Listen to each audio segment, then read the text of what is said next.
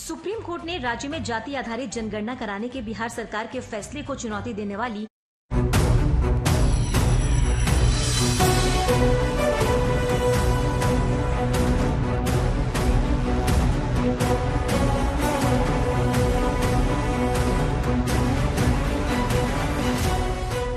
नमस्कार, मैं हूं सुधीर चौधरी और ब्लैक एंड व्हाइट में आपका स्वागत है। आज ब्लैक एंड व्हाइट में दो बड़े विश्लेषण होंगे। पहला विश्लेषण बागेश्वर धाम के बाबा धीरेंद्र शास्त्री के बारे में होगा, जिनके बारे में पूरा देश आजकल बात कर रहा है।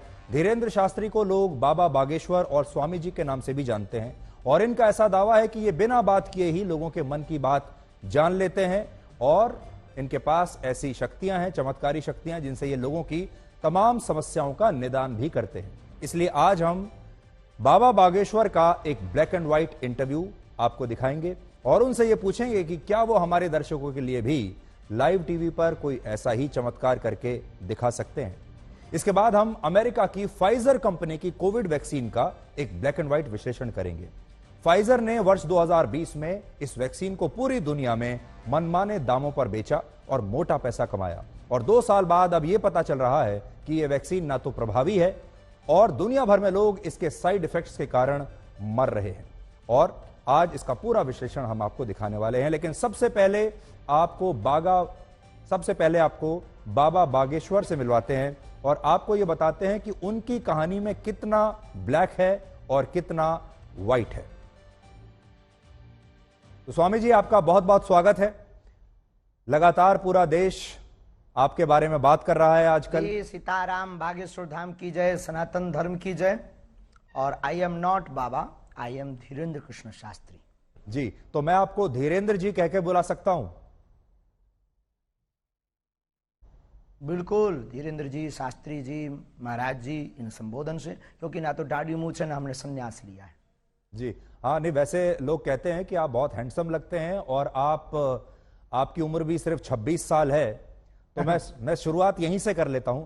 आप सिर्फ 26 साल के हैं। 26 साल तो एक ऐसी उम्र होती है जिस समय युवा हमारे ये सोच रहे होते हैं कि कौन सा स्मार्टफोन लेना है और कौन सी मोटरसाइकिल खरीदनी है और कहां जाकर नौकरी करनी है। और आप 26 साल की उम्र में ही इतने बड़े स्वामी या बाबा कह लीजिए या गुरुदेव कह लीजिए, आपके बहुत सारे नाम हैं, आप यहां तक पहुंच गए। तो ये सब हुआ कैसे? हमारे बागेश्वर धाम की परंपरा में पीढ़ी दर पीढ़ी दरबार लग रहा। पूज्यपाद दादा गुरुजी भी लगाते थे और दादाजी के पहले भी एक संत थे, वो भी लगाते थे। तीसरी पीढ़ी में हम सेवा कर रहे हैं। तो बचपन से ही सनातन का जुनून है। तो सनातन की बात और सनातन की सेवा कर रहे हैं और अपने इष्ट और सनातन संस्कृति, साधु संतों की तपस्या का प्रचार कर रहे हैं। बस यही हमारी एक छोटी कहानी है। भाइट ही भाइट है, ब्लैक है ही नहीं कुछ। लेकिन लोग अब आपकी कहानी में लगातार ब्लैक ढूंढ रहे हैं। मैंने सुना आपने कहा कि मैं और कोई स्पष्टीकरण अब नहीं देना चाहता इसके बारे में। आपको लगातार जो चुनौतियां मिल रही हैं, लेकिन देश आपसे ये जानना चाहता है कि इसमें कितनी उसका आज हमने नेशनल चैनल के सामने लगभग 20 से 25 चैनलों के कैमरा लगे होंगे। 4 लाख लोग थे। हमने चुनौती दी थी। चुनौती देने वालों को कहा था कि रायपुर हमारी जगह नहीं, छत्तीसगढ़ है, दरबार 20 और 21 को लगना है, किराया हमसे ले लो, जिन जिन को दिक्कत है आकर के देखो। हम कोई दावा नहीं करते, हम कोई ईश्वर नहीं है। अभी हम साधारण इंसान है। गद्दी पर बैठेंगे, जो गुरु प्रेरणा लगेगी हम वो बता देते हैं और बालाजी की कृपा और संतों की तपस्या के प्रभाव से वो बात सत्य निकलती है। और सत्य को कितनी भी कसौटी पर कसा जाए, कितने न्यूज चैनलों ने एक्सपोज नहीं किया, कितने लोगों ने नहीं किया, आज तक बाल टेढ़ा कर पाए, क्योंकि हनुमान जी की कृपा और हनुमान जी के नाम का प्रचार है जी। आप धीरेंद्र जी, आप खुद को गुरुदेव कहते हैं, स्वामी जी भी कहते हैं, धर्मगुरु, संत। तो आपका परिचय क्या है? आप हैं कौन? ना तो हम कोई संत हैं, ना हम कोई स्वामी हैं, ना कोई हम मठाधीश हैं। बागेश्वर धाम के चरणों के सेवक हैं। और श्रीमान जी, हम आपको बता दें कि हम एक जिस प्रकार पिता अपने पुत्र के रोग पर भगवान से, ईश्वर से, डॉक्टरों से, लोगों से प्रार्थना करता, दुआ के लिए गुजारिश करता, निवेदन करता, वैसे ही हम गुरु होने के नाते, उस गद्दी की सेवादार होने के नाते, बागेश्वर पीठ के सेवादार होने के नाते और सनातन धर्म के सच्चे साधक होने के नाते और मंत्रों की चिकित्सा को जानने के नाते आने वाले लोगों के लिए उनकी श्रद्धा को देखकर ईश्वर से प्रार्थना करते। हमने आपके वीडियोस लगातार देखे, सोशल मीडिया पर, इंस्टाग्राम पर बहुत सारे वीडियोस आपके चलते रहते हैं जिसमें आप अपने कागज लेकर बैठते हैं और लोगों की मन की बात को आप पढ़ लेते हैं। तो ये जो मन पढ़ने वाली मशीन है, ये कहां आपने लगाकर रखी है और कैसे पढ़ते हैं आप, और लोग इसी को चमत्कार मानते हैं? देखो भाई, ये भारत देश है, इसमें ऋषि मुनियों की परंपराएं विविध रही और भारत इसीलिए तो विश्व गुरु रहा। यहाँ खूब खोज की फाइयान यात्री जैसे विदेशी लोग आए, पर भारत को विश्व गुरु उन्होंने इसीलिए तो माना सबने, क्योंकि भारत में वैदिक परंपरा, अति प्राचीन परंपरा है, ऋषियों की परंपरा है। और हमारे पास कोई मशीन नहीं है, ना हम कोई मन पढ़ने वाले माइंड रीडर हैं। हम तो अपने इष्ट के सेवक हैं और अपने शास्त्रों के सच्चे साधक हैं। उनके आधार पर जो हमें गुरुजी ने प्रेरणा दी, जो हमें इष्ट प्रेरणा देते हैं, हम वो लिख देते हैं। सच निकले या झूठ, वो व्यक्ति की श्रद्धा और बालाजी की कृपा। जी, हमारे आप लोगों की आवाज हम तक और हमारी आवाज लोगों तक पहुंचाते हो, वैसे ही हम अपने इष्ट की जो चेतना तरंग है और लोगों की जो अर्जी है, वो अपने इष्ट तक, इष्ट की तरंग को लोगों तक पहुंचाते। न आप कुछ हो न हम कुछ।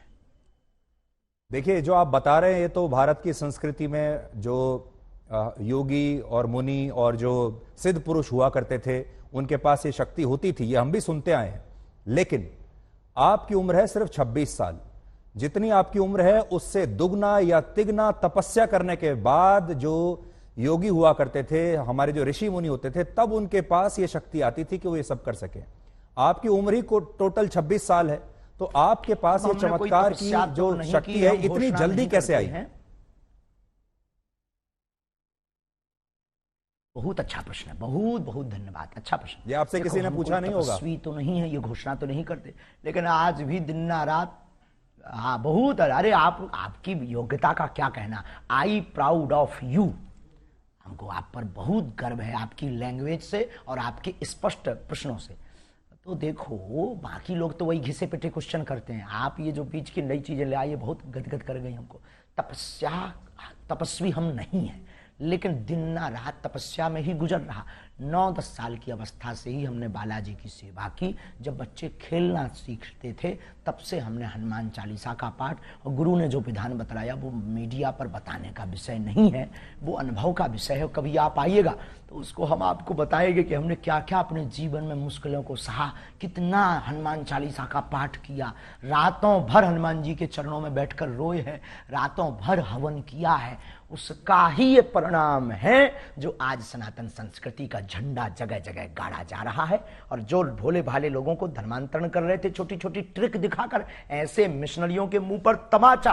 भारत के इतिहास में नेशनल चैनलों के सामने कोई पादरी नहीं आया, कोई अन्य धर्मों के लोग नहीं आए, पर बागेश्वर धाम ने चैलेंज देकर के, ललकार कर, गद्दी पर ठोक कर झंडा गाड़ा है आज रायपुर के दरबार में। अच्छा, आप तो इतना लोगों के मन की बात जान लेते हैं, अंतर्यामी आप हैं। इस समय करोड़ों दर्शक आपको देख रहे होंगे, क्या आप इस समय कोई हमें चमत्कार दिखा सकते हैं? लाइव भी अंतर्यामी नहीं है और हम कोई भी अंतर्यामी नहीं है, ऐसा कोई जो है अंतर्यामी होने का आज तक हमने दावा नहीं किया। अंतर्यामी सिर्फ परमात्मा है, हम तो उनके सेवक हैं। और हम कोई जादूगर नहीं है कि कोई भी बोले कि आप डमरू बजा दो तो हम चमत्कार दिखा दें। हम अपने इष्ट से प्रार्थना करने वाले एक याचक हैं।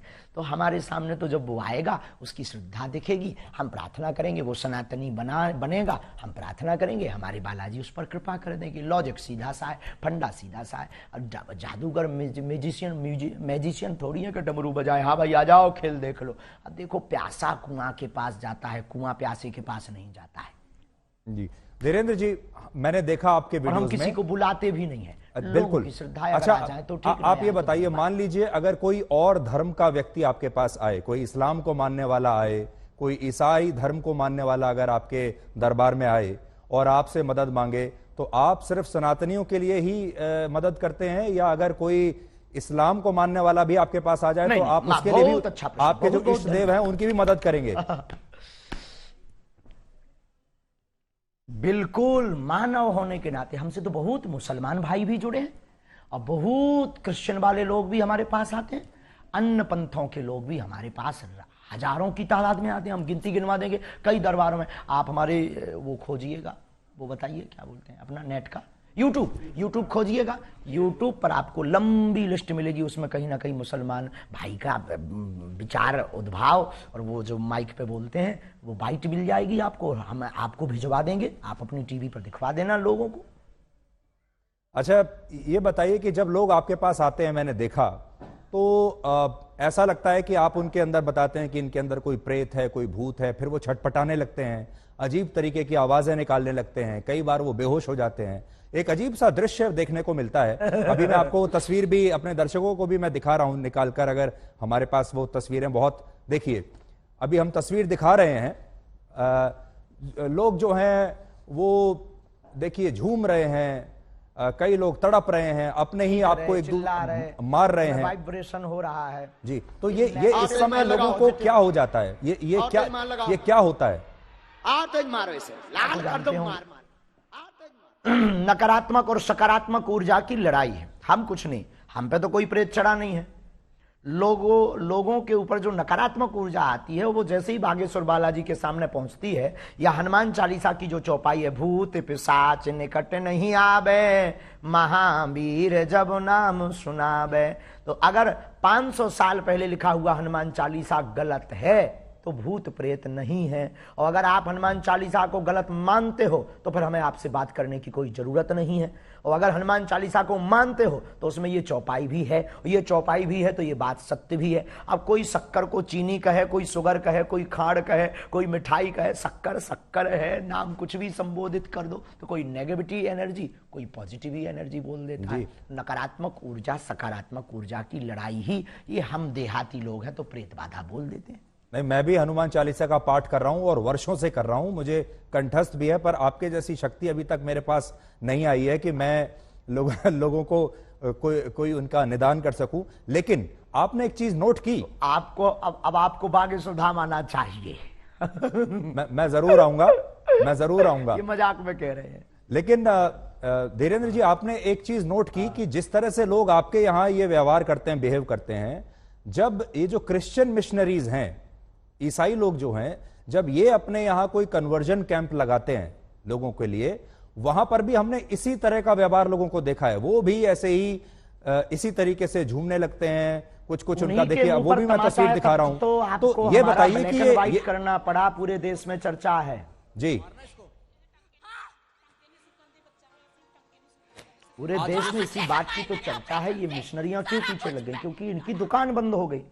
ये झूठे भोले भाले लोगों को ट्रिक दिखा करके और छोटे मोटे उपाय करके हमारे गरीबों का शोषण करते हैं, उनको धर्म परिवर्तन करवा देते हैं और अपने धर्म को बढ़ाते हैं। हमने जो घर वापसी करवाई, धर्मांतरण रोका, और हमने जब इनको दिखाया कि अपने धर्म में भी ये ताकत है, मंत्रों में जो तुम धर्म परिवर्तन कर रहे हो, नक्कटा आ जाओ वापस, तो वो फिर हर्ष आ गए। अब उनको डर है कि ये आदमी हमारा सब मिशन फेल कर देगा, इसीलिए तो ये जो है हमारे खिलाफ षड्यंत्र स्वांग दुनियादारी। तब तो आपको ब्लैक एंड व्हाइट करना पड़ा है, उन्हीं लोगों के उपद्रव करने से पूरे देश में वो हो गया है जी। तो लेकिन ये भी ऐसे ही दिखाते हैं जैसे इंसान के अंदर कोई प्रेत, जैसे कोई इंसान के अंदर प्रेत आत्मा आ गई है, वहां पर भी हमें ऐसे ही देखने को मिल रहा है।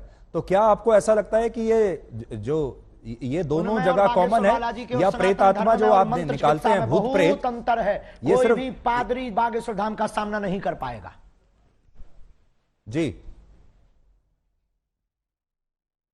कल से आप लगातार टीवी चैनल्स पर इंटरव्यू दे रहे हैं, मैंने आपके बड़े इंटरव्यूज देखे। आपने सोचा था कि इतनी जल्दी, आपके जो भक्त हैं वो तो हैं ही, लेकिन अब देश में जो लोग आपको नहीं जानते वो भी अब आपको जान गए हैं। अचानक से आप पिछले 48-50 घंटे में बड़े मशहूर हो गए हैं।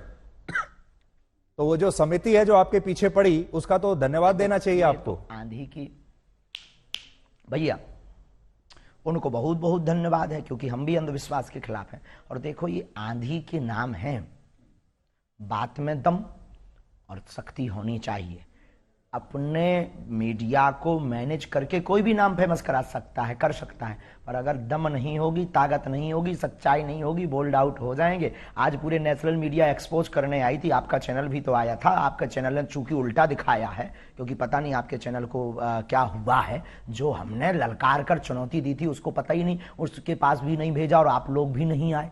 तो आप लोगों ने तो ये दिखाया कि सफाई देते देते आंखें भरी हैं। अरे सफाई देते हमारी आंखें भरेंगी, हम बब्बर शेर हैं, उनको हमने रुला दिया है झंडा गाड़ करके। तो कल हम फिर कहेंगे कि कल आकर के आंखों खुली आंखों से लोगों को देखना चाहिए। आप बिजी रहते हैं तो आपको नहीं बुलाएंगे। पर मैं देख रहा था आप बड़े क्रोधित थे। मैंने आपके जो वीडियो देखे कल के और आज के, बड़े क्रोधित थे आप और बड़ा गुस्सा आपको आ रहा था और आप कह रहे थे कि मैं अपने आप मैं अपने बताइए, आपे में आज नहीं हूं। एक्सपोज जब नेशनल चैनल ने किया, क्या हमने झंडा नहीं गाड़ा? हाँ, हम अपनी शक्तियों के उसमें थे, लेकिन आज हमने झंडा गाड़ दिया सनातन का। जो कहते थे चमत्कार नहीं होते, भारत के इतिहास में क्या किसी पादरी के खिलाफ इतने न्यूज चैनल लग करके उन्होंने कभी हुआ एक्सपोज? आप हाँ या ना भर बोल दीजिए बस। तो अच्छा, उसी से संबंधित आपसे सवाल पूछता हूं। आप में और एक पादरी में और एक मौलाना में, जो मौलाना झाड़ फूंक कर रहा है, जो पादरी जो अभी हमने आपको दिखाया वो कर रहा है, और आप जो कर रहे हैं, तीनों में फर्क क्या है? बहुत सुंदर प्रश्न, very good, thank you very much my dear, I proud of you. उसमें और हम में बागेश्वर धाम में यही अंतर है कि देखो, हम किसी भी प्रकार का शोषण नहीं करते, हम दक्षिणा नहीं लेते, हम अपने से नहीं जोड़ते। आने वाली चढ़ोतरी को हम गरीब बेटियों के विवाह में लगाते, 3 साल से निःशुल्क भंडारा करवाते और 2029 तक भक्तों के सहयोग से 400 बेड का विशाल cancer hospital and research institute centre बनवाने जा रहे हैं। हम दंगा नहीं फैलाते, हम शोषण नहीं करते, हम हलाला नहीं करते, हम डुबकी के नाम पर भगवान को लिए डराते भी नहीं है। हम सिर्फ श्रद्धा के नाम पर बालाजी की महिमा गाते हैं। इतने अंतर है, इसकी एक बहुत बड़ी किताब बनेगी जी। लेकिन वो भी प्रेत ही निकाल रहे हैं लोगों के अंदर से, आप भी प्रेत निकाल रहे हैं लोगों के अंदर से, और लोग जिस तरीके से बिहेव करते हैं वो भी सेम लगता है। हम तो ईश्वर से जोड़ते हैं, हम कोई दावा नहीं करते, हम कैंसर नहीं मिटाते हैं, हम प्रेत नहीं हटाते हैं, हम भूत नहीं हटाते, इष्ट हटा देते हैं, बालाजी हटा देते हैं। आई एम नॉट मिरेकल मैन, हम बहुत साधारण और सरल आदमी। अच्छा, आपसे यह जानना चाहते हैं, जब आप अपने दिन की शुरुआत करते हैं, जब आप दरबार लगाते होंगे, हजारों लोग आते हैं, उनमें से आप कुछ लोगों को चुनते हैं, वो लोग आपके पास आते हैं, अपनी समस्या बताते हैं। उन लोगों को आप कैसे चुनते हैं, पहली बात? फिर जब वो लोग आते हैं तो आप उनको कहते हो मुझे पहले से ही पता है कि आपकी समस्या क्या है, कागज पर आपने लिखी होती है। ये सब आप, इसकी तैयारी आप कैसे करते हो? सुबह सुबह आप उठ के हनुमान जी से पहले कह देते हैं कि भाई आज मुझे शक्ति चाहिए? कोई तैयारी नहीं है, कोई प्रयोजन नहीं है। नहीं, ये सब नहीं है। वो तो जाके गद्दी पर आवाहन करते हैं कि जिनकी पर्चा बनना हो आप मन में प्रेरणा दीजिए। तो वो मन में प्रेरणा दे देते कि भाई अमुक व्यक्ति को बुला लीजिए, नीरज को बुला लीजिए, धीरज को बुला लीजिए, विवेक को बुला लीजिए, इनको बुला लीजिए। ऐसी मन में प्रेरणा लगती, वो वहां बैठा होगा, ऐसे कपड़े पहना होगा। अब जैसे आज एक अद्भुत हो गया, अब कोई कहे कि तो माइंड रीडिंग हो सकता है। आज हमने आप में से किसी एक पत्रकार को कहा कि जाओ तुम जिसको उठा कर लाओ, उसी का पर्चा हमने पहले से ही बिफोर टाइम बनाकर रख दिया। अब वहां पूरी विज्ञानता शून्य हो गई। वहां दिमाग खराब हो गया सबका जी। और हमने कह दिया कि आप सब पत्रकारों में से 2 पत्रकार, नेशनल चैनल लगे थे, हमने कहा था 2 पत्रकार हमारे सामने भेज दीजिएगा। 2 पत्रकारों की हम अर्जी लगा देंगे, 2 की हमने लगा भी दी, ऐसी लगाई, अरे झंडा गड़ गया सनातन का। आज की लिंक जरूर सबको भेज दीजिए, दिखाइएगा आज का दरबार। हाँ, आप मुझे भेज दीजिएगा। अब मान लीजिए इतिहास में हुआ है। यही प्रश्न दूसरे तरीके से पूछता हूं। मान लीजिए मैं आपके दरबार में आऊं, मैं आपके सामने बैठा हूं, आपने मुझे बुलाया और मैं आपके सामने आ गया। अब आप मेरे जीवन में क्या चल रहा है और क्या होगा आगे, ये कैसे पता लगाते हैं? आभास होता है। देखो, हम कोई अंदाजा तो लगाते नहीं, आभास होता है। हम प्रार्थना करते हैं, पेन कागज कलम लेते हैं, ध्यान में अंदर ही अंदर जाते हैं कि हाँ प्रभु कृपा करो। तो सनातन धर्म के उत्थान के लिए जो उन्होंने हमें चेतना तरंग दे रखी है, वो तरंग हमें प्रेरणा दे देती, हम कलमबद्ध कर देते, वो कह देते अच्छा प्रभु लाज रखना अपनी भी और हमारी भी, और वो सत्य निकलता है। बस इतना लॉजिक है। ये लॉजिक परे है, इसी का नाम तो सिद्धि है। जो समझ में ना आए वही तो चमत्कार। अभी आप लगा सकते हैं ध्यान मेरे बारे में। आज से 30 साल पहले कोई कहे कि आप देश विदेश में बैठे सकते, देश विदेश में बैठे लोगों को वीडियो कॉल पर आप तुरंत बात कर पाएंगे। 30 साल पहले ये कोई कहता था तो कहते कितना झूठबाज आदमी है, मूर्ख आदमी है, ऐसा हो ही नहीं सकता, ये तो चमत्कार होगा। लेकिन आज सहज है। पर देखिए धीरेन्द्र जी, एक जमाने में जब बारिश होती थी, लोग क्या कहा? देखिए, जब एक आज से सैकड़ों वर्ष पहले, हजारों वर्ष पहले जब बारिश होती थी तो उसे भी लोग चमत्कार समझते थे। सूर्य ग्रहण होता था उसे भी चमत्कार समझते थे। दिन और रात, सुबह और शाम जब रात होती है उसे भी चमत्कार समझते थे। बाद में यह पता चला धीरे धीरे धीरे कि यह चमत्कार नहीं, ये विज्ञान है, इसके पीछे विज्ञान है। तो आपकी जो कला है, आपकी जो शक्तियां हैं, इसके पीछे क्या विज्ञान है, मनोविज्ञान है, धर्म है, आस्था है, पराविज्ञान, अंधविश्वास है, क्या नहीं, है? नहीं, उसके पीछे पराविज्ञान है। पराविज्ञान है। बहुत अच्छा प्रश्न आपने किया। इसके पीछे पराविज्ञान, सूक्ष्म जगत विज्ञान, जिसे आज तक विज्ञान बहुत सालों से खोज रहा, समझ नहीं पा रहा। और ये देखो, ऐसी बात है, इसको प्रत्यक्ष नहीं कर सकते क्योंकि अंधे को सूर नहीं दिखा सकते, गूंगे के द्वारा जो है गुड़ का खट्टा मीठा का स्वाद नहीं पता लगा सकते हैं। उसी प्रकार ये पराविज्ञान है हमारे प्यारे माय डियर जी। मैं जब आपको देखता हूं, आपका जो, देखिए, किसी भी गुरु के लिए उसका जो एक अपीयरेंस होता है वो उसके जो शिष्य हैं उससे बड़े प्रभावित होते हैं।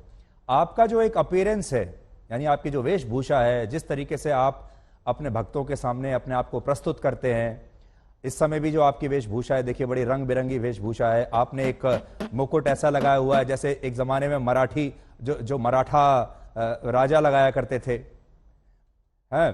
तो इसके पीछे आपका क्या मनोविज्ञान है कि आप जो इस तरीके से अपने आप को प्रस्तुत करते हैं, जबकि जो साधु संत होते हैं वो तो बहुत सिंपल रहते हैं, सरल भाव से रहते हैं। मनोविज्ञान, एक महात्मा आए हमको कंबल दे गए, एक महात्मा आए कंबल दे गए, एक व्यक्ति आया टोपी दे गया, हमने टोपी लगा ली, एक व्यक्ति आया कंबल दे गया। अब कंबल पहनना कौन सा भैया वो है, अब कंबल पहन लिया, अब क्या गलती कर दी यार भाई, अब ठंड लगती है तो कंबल ना पहने, क्या करें, मर जाए क्या? नहीं, हमें देखिए, राहुल गांधी पूरी सर्दियों में बिना, राहुल गांधी टी शर्ट पहन के घूम रहे हैं और वो कह रहे हैं मैं तपस्वी हूं, तपस्वी को कभी सर्दी नहीं लगती। बात कीजिए, अध्यात्म की बात कीजिएगा, अध्यात्म की बात कीजिएगा। सॉरी, कोई राजनीतिक मुद्दा पे बात नहीं। मैं तो राजनीति कह ही नहीं रहा, मैं तो ये बता रहा हूं कि राहुल गांधी भी तो एक तपस्वी है, उनको सर्दी नहीं लग रही, आपको लग रही है। आप, हाँ, हम कमजोर आदमी हैं भैया, उनसे जाके पूछो, हम किसी के बारे में क्या कह दें। आई am not politician, I am only spiritual गुरु। आप पॉलिटिशियन तो नहीं है, लेकिन पॉलिटिशियन आपके बहुत सारे पॉलिटिशियन आपके शिष्य हैं। देखिए, आपके जो विरोधी हैं उन्हें यह बात भी बुरी लगती है कि बहुत सारे नेता आते हैं, बागेश्वर धाम पर आते हैं, बहुत सारे नेता आपके शिष्य हैं, बहुत सारे जो सरकार में बैठे बैठे बड़े जो लोग हैं वो आपके शिष्य हैं। आपको पुलिस की प्रोटेक्शन मिलती है, आपको जो है एक अलग तरह का सम्मान इस समय सरकार की तरफ से मिल रहा है, और वो तब मिलता है जब कोई धर्म गुरु नेताओं के साथ बहुत सरकार करीब आ जाता है। व्यक्ति की समानता के लिए नहीं, सब व्यक्ति की जान माल की सुरक्षा करना सरकार का काम है। हम किसी भी पार्टी के आदमी नहीं है, हमारे हर पार्टी के डिवोटी है, हर पार्टी के हमारे शिष्य हैं और स्नेही हैं और आत्मा है। अब रही बात इसकी पुलिस की आदि की, तो ये जो मिशनरियों ने और आपके पास जो न्यूज़ें आई हैं, जो ये भ्रम फैलाया, ये जो षड्यंत्र स्वांग किए, उसके डर के कारण कहीं माहौल खराब ना हो जाए, कुछ भी हो जाएगा तो माहौल डिस्टर्ब होगा। तो एक धर्म गुरु के प्रति अपनी उन्होंने निष्ठा दिखाई है। और रही बात नेताओं का चेला बनने की, धर्म से राजनीति चलती है, राजनीति से धर्म नहीं। वो बहुत सकारात्मक विचार पाते हैं, बागेश्वर धाम से आशीर्वाद पाते हैं, सन्यासी बाबा की कृपा पाते हैं। अब किसी को अगर जलन हो रही हो तो वो विदेशी नेता बना ले, उसमें क्या दिक्कत है? विदेशी नेताओं को चेला बना ले, खुद को नेता बना ले, खुद के नेताओं को डिवोटी बना ले। अगर किसी की जल रही है तो मिर्चा लगना चाहिए, इसमें क्या बुराई है माय डियर? आपको लगता है आपकी जान को खतरा है?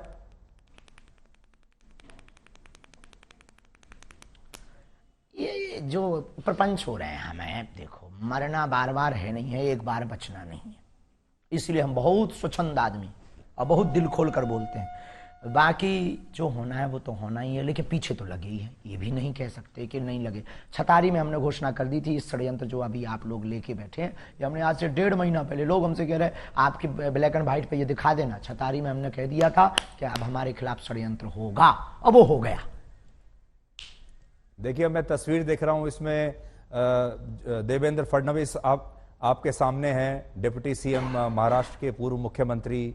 हमने नितिन गडकरी की भी फोटो देखी, मनोज तिवारी भी आपके सामने हैं, कुछ बात कर रहे हैं। तो इससे ऐसा लगता है कि अब आप देश के शक्तिशाली लोगों के साथ आपका उठना बैठना हो गया है। हमारा पहले से ही उठना बैठना शक्तिशाली श्री हनुमान जी के साथ है, ये भूल गए आप।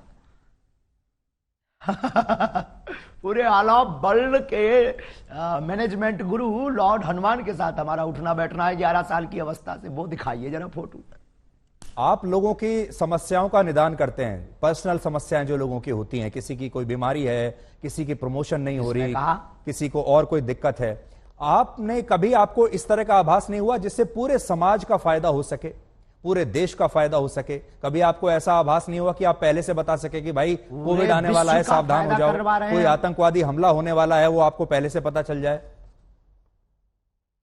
बहुत अच्छा, ये भी बहुत अच्छा। देखो, कोई अर्जी लगाता है तो हम उस आधार पर, जैसे हमारे पास राजनीतिज्ञ लोग आते हैं तो वो पूछते हैं प्रदेश का हाल क्या होगा, तो हम बता देते हैं भाई ऐसे ऐसे संयोग बन रहे हैं। हम कोई, आई एम नॉट भविष्य वक्ता, हम कोई ज्योतिषाचार नहीं है, हम भविष्य वक्ता नहीं, हमें जैसी प्रेरणा लगती है हम बता देते भैया ऐसा होगा। अब कोई अर्जी ना लगाए तो हमारी बात को कौन सुनने वाला है, कौन हमारी बात को इतना सुनेगा, और कौन नियम मानेगा, कौन नियम करेगा, कौन आएगा। बाकी विश्व कल्याण की मंगल कामना हम प्रतिदिन करते हैं कि ईश्वर जो होना वो तो होना ही है, पर विश्व का मंगल। शाहरुख खान की नई फिल्म आ रही है पठान, उसका विरोध करने के लिए आपके दरबार में किसने अर्जी लगाई थी?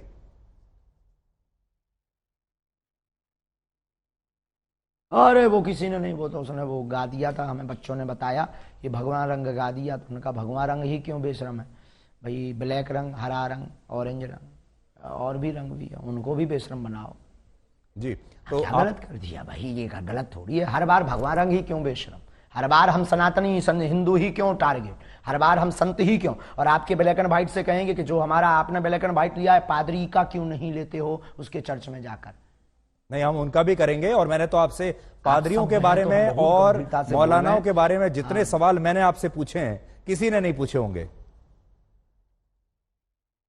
किसी ने नहीं पूछे, और हम आपसे बहुत खुश हैं। हमने कहा ना 3 बार हम आपकी तारीफ कर चुके हैं, बहुत सहज हैं आप, बहुत अच्छे हैं, और आपके ब्लैक एंड व्हाइट को देखना चाहिए लोगों को। आई सपोर्ट यू, पर आप हमारा भी सपोर्ट करिए सनातन का। जी जी, नहीं देखिए, हमारा स्वामी जी, हमारा जो कर्तव्य है वो है ब्लैक और व्हाइट। अब आप अपनी बात कहने के लिए, अपनी पैरवी करने के लिए स्वयं बैठे हैं। अब आप मेरे ऊपर या आज तक के ऊपर आरोप नहीं लगा सकते कि मेरी बात सही नहीं है। अब आप स्वयं अपने स्पोक्स पर्सन हैं, स्वयं अपने प्रवक्ता हैं। आज गलत किया है, आज दिन में गलत किया है, आज तक ने सत्य नहीं दिखाया है। अब देखिए, अब वो सारी चीजें अब लोगों के सामने आ जाएंगी। पर हम आपसे ये जानना चाहते हैं कि क्या एक धर्म गुरु को फिल्मों के बारे में बोलना चाहिए? दिखा दीजिए आज दिन भर की वीडियो। शाहरुख खान के बारे में बोलना चाहिए एक धर्म गुरु को? क्या आप छोटी छोटी जो सनातन के खिलाफ बोलेगा, चाहे वो फिल्में वालों हो, चाहे वो राजनेता हो, हमने शिक्षा मंत्री के खिलाफ भी बोला बिहार के, उस पर बात क्यों नहीं की? जो सनातन का विरोध करेगा हम उसके खिलाफ बोलेंगे। अगर ये दंगाई है, अगर ये भड़काऊ है, तो ये होते रहना चाहिए, इतना खौफ बहुत जरूरी है। तो ये आरोप, आप इसका मतलब सही है आपके ऊपर, जो लोग कहते हैं कि आप हिंदुओं को जो आते हैं वहां पर उनको भड़काते हैं, आप एकजुट करते हैं, लोगों को समझ में भड़काना आता है, जो हिंदू नहीं है उनको भड़काना आता है। अपनी अपनी समझ है। किसी को कल तक हम पाखंडी नजर आ रहे थे, किसी को कल तक हम चुनौती से भागने वाले नजर आ रहे थे, जब आज हमने ठोक दिया, ठिकाने लगा दिया, तो बुद्धि ठिकाने लग गई पूरी नेशनल मीडिया के सामने। तो ये अपनी अपनी, जब तक हमको समझा नहीं तब तक वो ऐसा समझेंगे। बहुत सारे लोग आपको सोशल मीडिया का स्वामी भी कहते हैं, क्योंकि अब आप यूट्यूब पर बड़े एक्टिव हैं, इंस्टाग्राम पर आपके लगातार वीडियो चलते जा रहे हैं, और ये एक नई तरह की जो है क्रांति है, जिसमें हम ये देख रहे हैं कि धर्मगुरु भी अब आश्रमों से बाहर निकलकर सोशल मीडिया पर आ गए, मोबाइल फोन पर आ गए। लोग आपको मोबाइल फोन पर देख रहे हैं। ये अपने आप हो रहा है धीरेन्द्र जी, या आपके पास कोई सोशल मीडिया टीम है विज्ञान जो आपको रोज वायरल करती है? एक दूसरे में विज्ञान और विज्ञान दोनों एक दूसरे से जुड़े हुए हैं। हमारी कोई टीम नहीं है। हम तो पहले दरबार लगाते थे, पहले भी कथाएं करते थे, लाइव नहीं आते थे। फिर संस्कार वालों ने आके कहा कि हम आपकी कथा को दिखाएंगे, क्योंकि आपकी कथा में, आपके दरबार में दम है और सनातन का प्रचार होगा।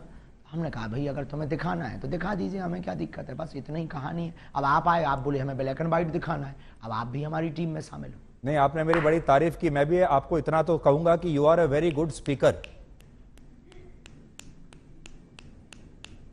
Thank you very much. तो अब ये बताइए, सीताराम। अब ये जो 2-3 दिन से आपको लेकर विवाद हुआ है, अब इसके बाद से आपको ऐसा लगता है कि ये एक तरीके से नया जीवन अब शुरू हो रहा है? मैटर निपट गया। रोज आपके टीवी पर इतने इंटरव्यूज अब आपने दिए। हमारा नया जीवन, नई क्रांति शुरू हो रही है। रोज चुनौती आएंगी। अब हमें उनकी तरफ ध्यान नहीं देना है। कितनी बार हम सत्य की कसौटी पर कसेंगे। पहले आधी हकीकत आधा फसाना आया, फिर हमारे पास में छोटे छोटे पत्रकार आए, फिर हमारे पास में कुछ तार्किक आए दिल्ली के, उन्होंने हमें एक्सपोज किया धाम पर। सबने मुंह खाई, सबने मुंह की खाई, सबने जय जयकार की। आज हमारे पास में रायपुर छत्तीसगढ़ में 20 नेशनल चैनल आए, उनके सामने भी हमने दिखा दिया कि अब आप उठा लाओ, हम खुलना चैलेंज देते हैं, ललकार कर देते हैं। और जब वो भी मुंह की खाने, उन लोगों ने भी सत्य माना। मतलब आप लोग तो, आपकी भूमिका नहीं है, आपकी भूमिका तो सत्य को दिखाने की भूमिका है। आपकी उसमें क्या गलती है? जो लोग मांगते हैं आप वो दिखाते हैं, पर कई बार वो दिखाते हैं जो मांगते भी नहीं है लोग, ये बात अलग है। लेकिन आपने भूमिका निभाई और आज हमने अपनी कसौटी पर हम खड़े उतरे। अब हमें बहुत चुनौतियों से डरना नहीं है और बहुत ज्यादा उस पर टाइम बर्बाद नहीं करना। बहुत बहुत धन्यवाद। अब हम एक सवाल, आखिरी सवाल में आपसे करेंगे। आखिरी सवाल आपसे पूछना चाहता हूं। वाइट है। आखिरी सवाल आपसे पूछना चाहता हूं। आपने गाइड फिल्म देखी है? जी नहीं, हमने नहीं देखी। अच्छा, तो गाइड फिल्म में स्वामी जी, एक गाइड फिल्म थी जिसके नायक थे देवानंद, बहुत मशहूर हीरो थे। उसमें दिखाया यह गया है कि जो उसका जो मुख्य किरदार है वो सूखा पड़ा हुआ है एक गांव में और वो बारिश नहीं हो पा रही है। उसके लिए वो एक आम इंसान है, लेकिन वो उसके लिए तपस्या करनी शुरू कर देता है और लोग आसपास के उसको बाबा समझने लगते हैं और लोगों को विश्वास इतना हो जाता है उस व्यक्ति के ऊपर कि वो वाकई तपस्वी बन जाता है और फिर वो अपनी जान दे देता है उसके लिए। आपको ऐसा लगता है कि आपके साथ भी ऐसा ही हुआ? आपका जो बचपन है बड़ा संघर्षों से बीता, बहुत गरीबी में आपने अपना बचपन बिताया। अभी भी आप, मैं तो ये कहूंगा कि अभी युवा ही हैं आप, और ये जो विश्वास का जो पूरा जो इकोसिस्टम है, इस पर आप बेसिकली लोगों के साथ संवाद कर रहे हैं। चाहे हनुमान जी आपके साथ हो या ना हो, लेकिन एक विश्वास जब बन जाता है लोगों का आपके ऊपर, तो वो फिर वो शक्ति अपने आप ही एक अलग दिशा में जाने लगती है।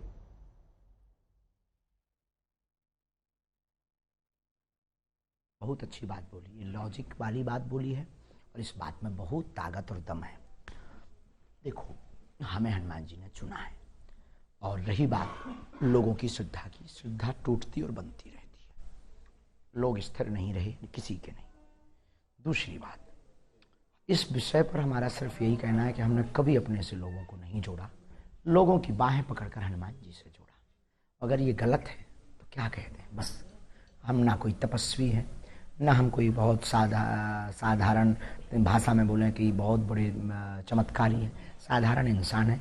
लोगों की निष्ठा ही चमत्कार है। अब आपकी बात का यही जवाब आप चाहते हैं तो बस वही जवाब हम दे देते हैं कि लोगों की श्रद्धा ही उनका चमत्कार है। बहुत बहुत धन्यवाद धीरेन्द्र जी, आपका बहुत बहुत धन्यवाद हमसे बात करने के लिए, और उम्मीद करते हैं कि आपके आलोचक जो हैं उन्हें आपके जवाब मिल गए होंगे, और बाकी देश की जनता के ऊपर छोड़ते हैं, क्योंकि जैसा मैंने आपको कहा, आप सबसे बड़े अपने प्रवक्ता तो आप स्वयं हैं। हाँ, कल फिर दरबार लगना है। आलोचकों से कह दीजिए कल और आ जाए तो ठीक है। और कल थोड़ा सा मेरे बारे में भी आप सोच के बताइएगा, अगर आप सोच सकें। मैं तो यहाँ दिल्ली में हूं, कल दरबार में थोड़ा सोचिएगा मेरे बारे में, और मेरे बारे में कोई भविष्यवाणी हो तो बताइएगा। अरे अब आपके बारे में क्या करना, सामने कर देंगे। इस पे तो ये हो जाएगा कि कंट्रोवर्सी हो जाएगी, कुछ उल्टा निकल जाएगा मुंह से। जी, तो कंट्रोवर्सी तो खैर ठीक है, अब विवादों की आपको आदत पड़ गई होगी अब तक तो, और इसका मतलब यह है कि आपके अगर दुश्मन बढ़ रहे हैं, इसका मतलब आपके शिष्यों की संख्या बढ़ रही है, इसलिए आपके दुश्मन भी बढ़ रहे हैं। आहा, बहुत गजब की बात। बालाजी के समर्थक बढ़ रहे हैं। धीरेन्द्र जी, बहुत बहुत शुक्रिया हमसे बात करने के लिए। Thank you very much, you are a good speaker. जय श्री राम, सनातन धर्म की जय। Thank you. You are a good speaker का मतलब अच्छा। तो अभी हमने आपको दिखाया बागेश्वर धाम के पंडित धीरेन्द्र शास्त्री का इंटरव्यू, जिनके बारे में कहा जाता है कि उनके पास ऐसी शक्तियां हैं जो किसी की समझ से परे हैं। ये आध्यात्मिक शक्तियां हैं जिनसे वो किसी को भी ठीक कर सकते हैं, कोई भी चमत्कार कर सकते हैं।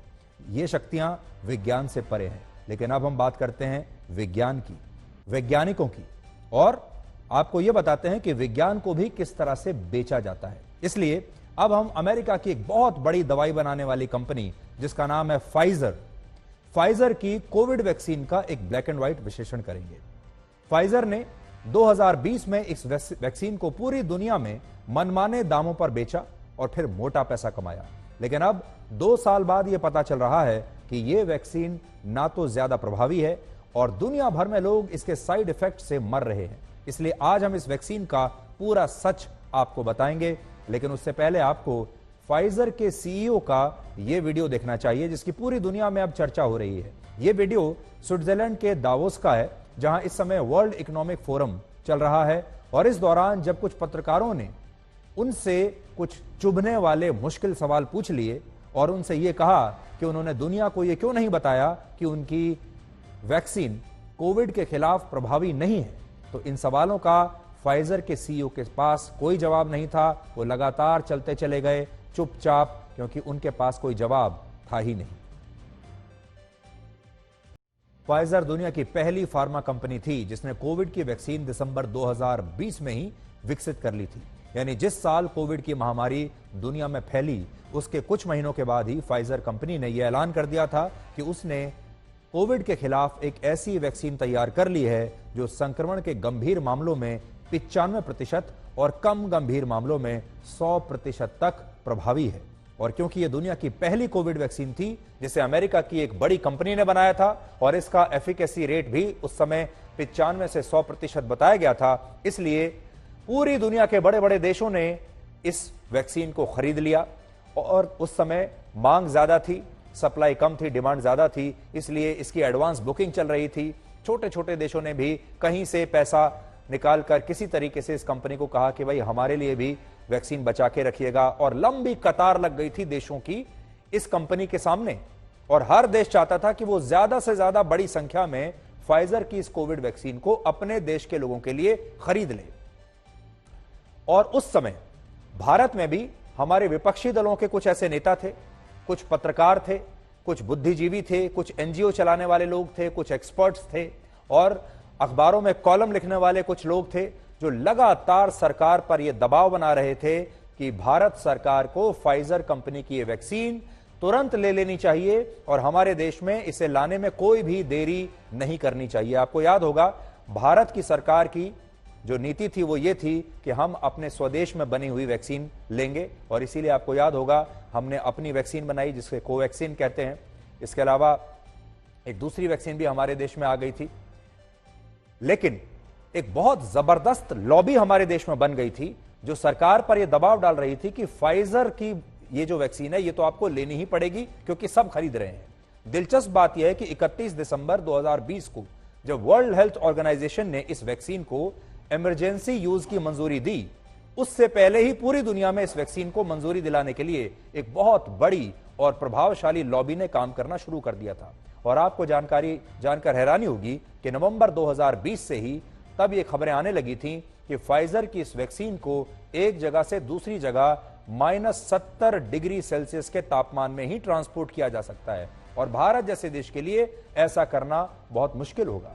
उस समय तब कांग्रेस के नेता राहुल गांधी ने सरकार से यह लगातार सवाल किया था कि भारत में आखिर फाइजर की वैक्सीन का डिस्ट्रीब्यूशन कैसे होगा, क्योंकि हमारे देश में तो ऐसी कोई कोल्ड स्टोरेज की व्यवस्था है ही नहीं।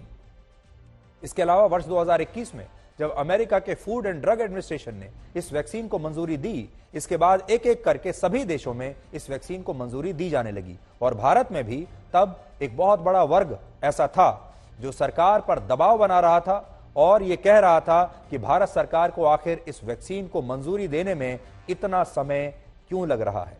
इसके अलावा ये लोग तब ये भी कहते थे कि भारत के लोगों का कितना बड़ा दुर्भाग्य है कि आज उन्हें वो वैक्सीन नहीं मिल पा रही जो पश्चिम के विकसित देश इस्तेमाल कर रहे हैं, जिसे पश्चिम के जो देशों के जो लोग हैं उन्हें वो वैक्सीन मिल रही है लेकिन हमें नहीं मिल रही।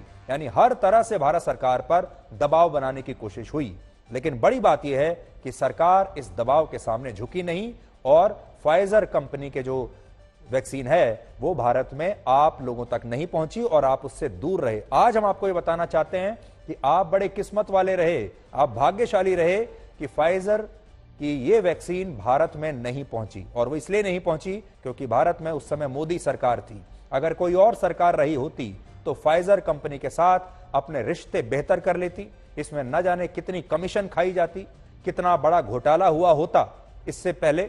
और ये जो अपनी वैक्सीन की बजाय आपके देश में फाइजर की ये वैक्सीन आज बिक रही होती। आपको कोविशील्ड नहीं मिलती, आपको कोवैक्सीन नहीं मिलती, आपको फाइजर मिलती। और इसमें बीच में जो बिचौलिए होते हैं उन्होंने बहुत मोटा पैसा अब तक कमा लिया होता। फाइजर कंपनी ने दिसंबर 2020 में भारत सरकार को अपनी वैक्सीन से जुड़ा डेटा भेजा था और भारत में इसके इस्तेमाल की मंजूरी मांगी थी, क्योंकि ये तो बहुत बड़ी मार्केट है भारत की। फाइजर इतनी बड़ी मार्केट को कैसे छोड़ देता। लेकिन भारत सरकार ने इसके लिए जो एक्सपर्ट पैनल बनाया उसने पूरे 2 महीने तक इस वैक्सीन का अध्ययन किया और फरवरी 2021 में इस पैनल ने फाइजर कंपनी को यह बताया कि अगर वो अपनी वैक्सीन भारत में बेचना चाहती है तो उसे पहले यहां ट्रायल करने होंगे, क्योंकि पैनल को अपने अध्ययन में यह पता चला कि लोगों पर इस वैक्सीन के साइड इफेक्ट्स देखे जा रहे हैं और इसी वजह से भारत सरकार ने इस वैक्सीन को यहां बिना ट्रायल के इस्तेमाल की मंजूरी नहीं दी। और उस समय जब यह आवेदन खारिज हुआ तो फाइजर कंपनी की तरफ से एक ऐसा पूरा माहौल बनाया गया कि भारत सरकार ही इस वैक्सीन के खिलाफ है, जबकि ऐसा नहीं था और यह बात अब जाकर साबित हो रही है। आज हमने आपके लिए कुछ पुराने बयान निकाले हैं जिन्हें सुनकर आपको ऐसा लगेगा कि हमारे देश के ये नेता असल में भारत की टीम में नहीं थे, बल्कि ये फाइजर की टीम में खेल रहे थे। देखिए, अभी इंटरनेशनली मॉडर्ना और फाइजर दोनों ने बोला है कि उनकी वैक्सीन्स के ट्रायल हो चुके हैं और उनकी वैक्सीन्स जो हैं वो बच्चों के लिए सूटेबल है। मैं समझता हूं कि केंद्र सरकार को इसमें अब देरी नहीं करनी चाहिए और जितनी भी इंटरनेशनली अवेलेबल वैक्सीन्स हैं सबको हमारे देश के अंदर इस्तेमाल करने की इजाजत हो। कि फाइजर ये वैक्सीन्स अवेलेबल हैं मार्केट में, दुनिया की बहुत सारी सरकारें उनको खरीद रही हैं, खरीद चुकी हैं, मंजूरी दे चुकी हैं। आप अभी मंजूरी देने में अटके हुए हैं, इनको मंजूरी दीजिए। फाइजर 85 देशों के अंदर फाइजर की वैक्सीन लगाई जा रही है, हिंदुस्तान ने अभी तक इसको इजाजत नहीं दी। एक और बहुत बड़ी बात उस समय हुई जिससे ये पूरी बात बिगड़ी। फाइजर कंपनी ये चाहती थी कि जब वो अपनी वैक्सीन को भारत की बाजारों में उतारेगी और अगर किसी व्यक्ति को कोई साइड इफेक्ट होता है, कोई व्यक्ति मर जाता है, तो वो इसकी जिम्मेदारी नहीं लेगी और भारत में इस कंपनी के खिलाफ कोई कानूनी कार्रवाई नहीं हो सकती। यानी भारत सरकार उस कंपनी को अदालत में ले जाकर सू नहीं कर पाएगी, उसके खिलाफ कोई कानूनी कार्रवाई नहीं की जाएगी। ये बात, ये आश्वासन फाइजर भारत सरकार से लिखित में लेना चाहता था। अब आप सोचिए, ऐसा कैसे हो सकता है कि किसी वैक्सीन का साइड इफेक्ट हो हमारे देश के लोगों पर, हमारे देश के लोग उससे मर जाएं और उसके बाद सरकार उस पर एक्शन भी ना ले पाए। ये क्लॉज चाहती थी फाइजर और इसीलिए फाइजर की यहां दाल नहीं गली। असल में इस वैक्सीन को अप्रूवल मिलने के बाद से ही इसका जो एफिकेसी रेट है वो लगातार कम होने लगा। पहले ये 100 से 95% हुआ, फिर 95 से 90% हुआ, बाद में 90 से 83% हो गया और अब कई रिपोर्ट्स ऐसी हैं जो ये कहती हैं कि असल में फाइजर ने अपनी वैक्सीन के एफिकेसी रेट को लेकर दुनिया से झूठ बोला, क्योंकि जब कोई व्यक्ति इस वैक्सीन की सेकंड डोज लगवाता है तब पहले महीने इस वैक्सीन का एफिकेसी रेट 88% होता है, लेकिन 4 महीनों के बाद यह वैक्सीन सिर्फ 47% ही प्रभावी रहती है और कोविड से लड़ ही नहीं पाती और इसके साइड इफेक्ट्स भी बहुत ज्यादा है। हाल ही में न्यूजीलैंड में इस वैक्सीन को लगवाने के बाद एक 26 साल के लड़के की मौत हो गई थी। इसके अलावा मई 2022 में ब्रिटेन में 36 साल की एक महिला की भी ऐसे ही मौत हुई और बाद में जब जांच हुई तो पता चला कि महिला ने अपनी मौत से सिर्फ 11 दिन पहले यही फाइजर वैक्सीन लगवाई थी। और ये कोई एक दो ऐसे मामले नहीं हैं, बल्कि ऐसे बहुत सारे मामले हैं पूरी दुनिया में, और इन्हीं को ध्यान में रखते हुए भारत सरकार ने फाइजर की वैक्सीन को मंजूरी नहीं दी थी। लेकिन तब हमारे देश के खास वर्ग ने, विपक्षी नेताओं ने सरकार की इसके लिए बहुत आलोचना की थी। फाइजर कंपनी ने अपनी वैक्सीन को लेकर दुनिया से जो झूठ बोला, उसकी कीमत आज उन तमाम देशों को चुकानी पड़ रही है जिन देशों ने इस वैक्सीन को यह सोचकर तुरंत मंजूरी दे दी थी कि यह वैक्सीन अमेरिका में बनी है, बहुत बड़ी कंपनी फाइजर ने बनाई है और इसका एफिकेसी रेट 100% है, तो यह सही ही होगी। लेकिन ऐसा हुआ नहीं, और आज इन्हीं देशों में कोविड की सबसे ज्यादा नए मामले आ रहे हैं। उदाहरण के लिए पिछले 28 दिनों में पूरी दुनिया में कोविड से सबसे ज्यादा 40 लाख लोग जापान में संक्रमित हुए हैं। वहां लगभग 10,000 लोगों की इससे मौत हो चुकी है। जापान वही देश है जहां फाइजर वैक्सीन की 40 करोड़ डोज लगी हैं, जबकि जापान की कुल आबादी 12.5 करोड़ है। सोचिए, जापान में लोगों ने फाइजर की 1 से ज्यादा डोज लगवाई, इसके बावजूद वहां लोग इस वायरस से आज भी संक्रमित हो रहे हैं, मर रहे हैं। इसी तरह अमेरिका में फाइजर की 57 करोड़ डोज लगी, लेकिन वहां पिछले 28 दिनों में 13,000 से ज्यादा लोग कोविड से मर चुके हैं। इसी तरह दक्षिण कोरिया और ब्राजील में इस समय सबसे ज्यादा कोविड के मामले आ रहे हैं, और इन देशों में भी फाइजर की सबसे ज्यादा वैक्सीन लगी है। 5 करोड़ की आबादी वाले दक्षिण कोरिया में 11 करोड़ और 21 करोड़ की आबादी वाले ब्राजील में 27 करोड़ डोज फाइजर की लगी थी। लेकिन यह वैक्सीन इन देशों के लोगों को कोविड से बचा नहीं पा रही। बड़ी बात यह है कि यह वैक्सीन दुनिया में लोगों की जान तो नहीं बचा रही, लेकिन इस वैक्सीन ने फाइजर कंपनी को लाखों करोड़ों रुपए का मुनाफा कमाकर एक तरह से अमर बना दिया। और इस बात को आप कुछ आंकड़ों से समझिए। फाइजर कंपनी अब तक दुनिया के 181 देशों को 400 करोड़ वैक्सीन की डोज दे चुकी है। सोचिए, 181 देश 400 करोड़ डोज खरीद चुके हैं।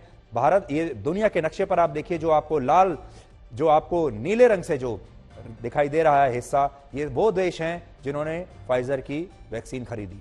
वैक्सीन आने से पहले 20 मार्च 2020 को इस कंपनी के एक शेयर की कीमत भारतीय रुपए में आज के हिसाब से 2,232 रुपए थी, जो दिसंबर 2021 में बढ़कर 4,832 हो गई।